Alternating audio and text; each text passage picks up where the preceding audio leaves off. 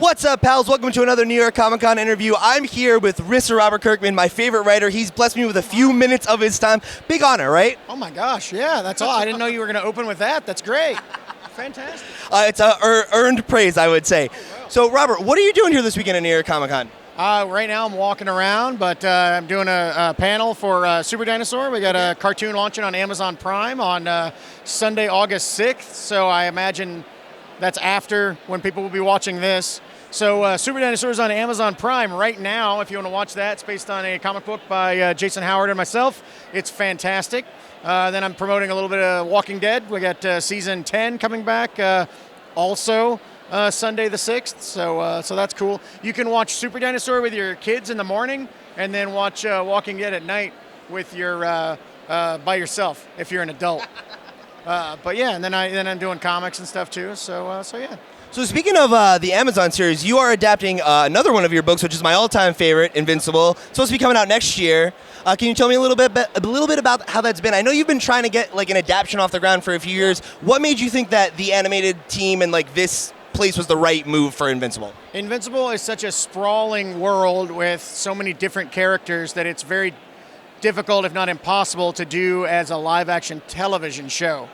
Now that said, Seth Rogen and Evan Goldberg are working on a film that is somehow going to miraculously make it work.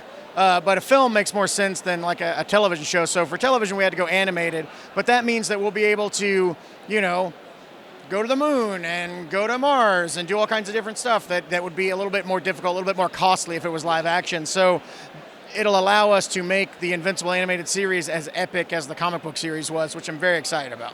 I'm very excited about that too. So the last time that I got to see you at a panel a couple years ago and talk about that challenge of bringing it to live action, what made you think that the team of Rogen and Goldberg were going to be able to like match it? Like, and how do you think that that's going to really work out? Getting those really big moments and those big different all these settings, all these set pieces. They've got a real secret sauce going for a comic book adaptation, between Preacher and The Boys and a lot of the other stuff that they've got going on behind the scenes. I don't know what's public, but they're doing a lot of stuff in that space. And they really are able to kind of tailor make what they do to the comics. So it kind of has the comics flavor, but it has this like real, voice of theirs that shines through and everything that they do.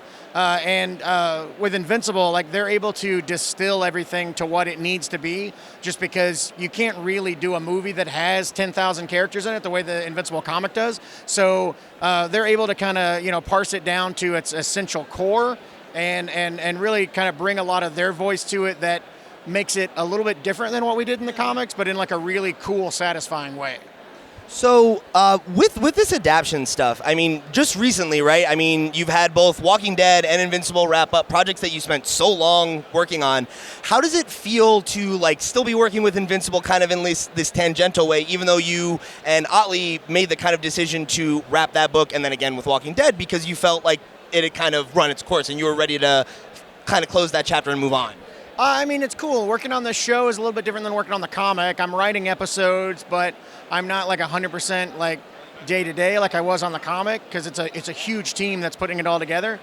So it's great being able to, see it live on and get to spend time with those characters so that I'm not, missing them. But it's nice that I got to the end of the comic. In both cases, Walking Dead and Invincible, I got to tell the story I wanted to tell. I got to end it the way I wanted to end it.